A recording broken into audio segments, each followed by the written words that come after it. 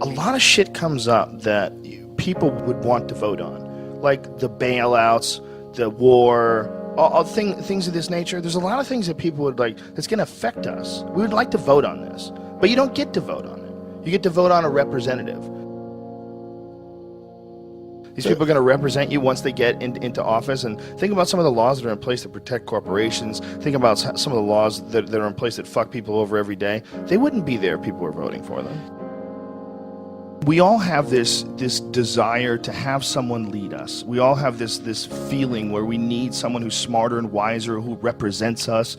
You know, and when you're really fucking dumb, the problem is really dumb people, they get a say in everything too. And they're subject to a lot of tricks. Mm-hmm. They're subject to nationalism. They're subject to these kind of ridiculous rah, rah, rah America speeches that don't say jack shit. They say nothing. It's all just this cheerleading fucking event. And they're subject to it. They can't help it. They're dumb. They don't know they're being bullshitted. They grew up around dumb people. They go to work with dumb people. There's no one in their family that's interesting or asks any questions at all, and they just get sucked right into it, man.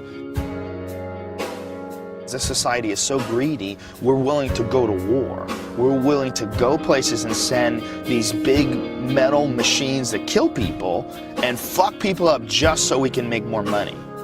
And the way our society is set up, I mean, I've heard it argued, and argued successfully, that our society runs on war.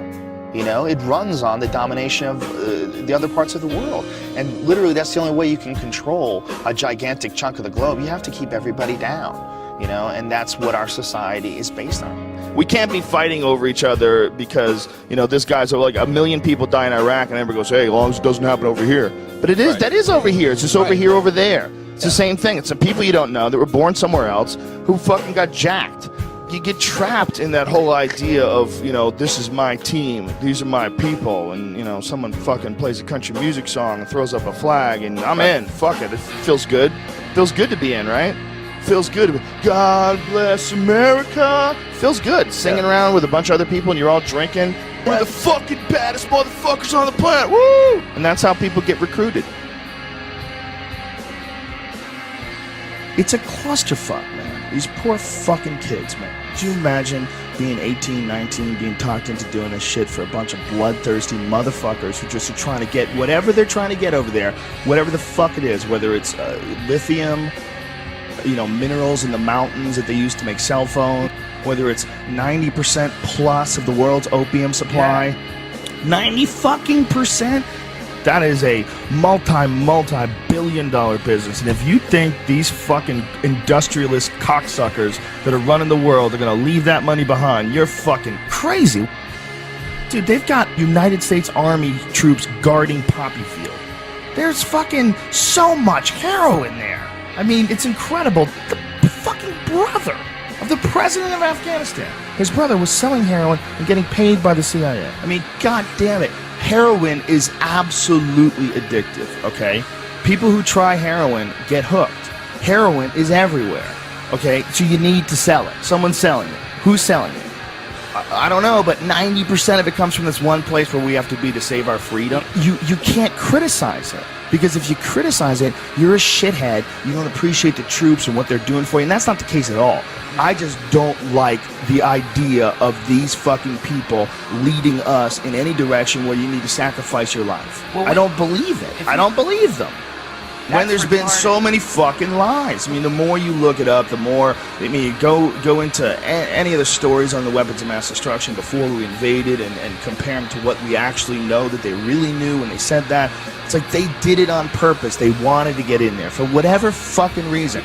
And if it's some crazy, the world is going to end if we don't stop this, but we can't tell you shit, like, I would love to believe you. I would love to believe that the reason why you're not telling us exactly what the fuck is going on is because you're really protecting us from some insanely evil thing that if we knew about it, society would collapse. But our strong, brave, powerful leaders are going to guide us without our knowledge. I would love to believe you. If you weren't all full of shit. We're going to to have to step back and look at it all in a different way. And I don't think you're going to get that from just voting for president and dealing with all this nonsense that we have right now with the the two-party system. We're spinning our wheels. We're not getting any traction. This is all nonsense. It's the same nonsense with Obama that we dealt with Bush. Special interest groups controlling what people say and do and what direction the country goes in and save us from the bad guys. Just shut the fuck up, man. It's the same nonsense. Operation Northwoods was something that was plotted out during the 1960s, signed by the Joint Chiefs of Staff, where they were going to fake terrorist attacks on American civilians and blame it on the Cubans so we could go to war with Cuba. It involved a bunch of shit, like blowing up a jetliner. They were going to have a drone jetliner and blow it up and say that people died on it, and this was going to get everybody fired up about going to war with Cuba. They were even going to attack Guantanamo Bay. They were going to arm Cuban friendlies to attack Guantanamo Bay so that we would have to go to war with Cuba. This is like our own government. They plotted this out. This is like real shit.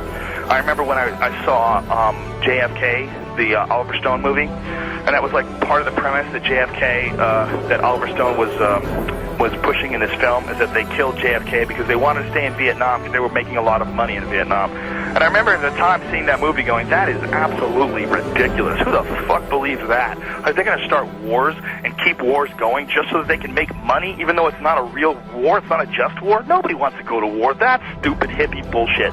Well, as I got older and I started investigating history, you know, from way back to Vietnam, to the Gulf of Tonkin, to all the shit that happened when Kennedy and Nixon were in office, to all the shit that happened with Reagan and the Contras in Nicaragua and the Sandinistas, and all the different various things that have happened in human history where it's clear that the United States is, you know, we're fucking around with all kinds of things all the time to make money.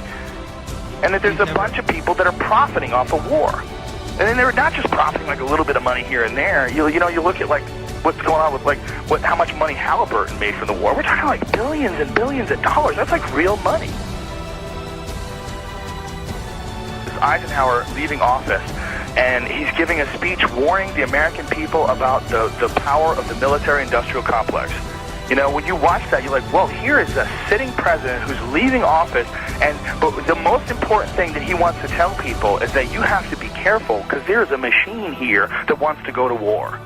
There's a business behind going to other countries and fucking people up and taking their shit. And they come up with reasons to do this. And they sacrifice American lives to do this. And they do it for profit. And it sounds absolutely ridiculous. It sounds absolutely outrageous that the greatest country on earth could be involved in something like that from the get-go. But yet, that's what history says.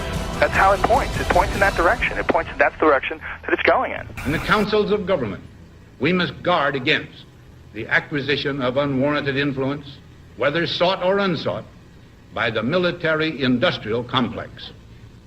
The potential for the disastrous rise of misplaced power exists and will persist. We must never let the weight of this combination endanger our liberties or democratic processes.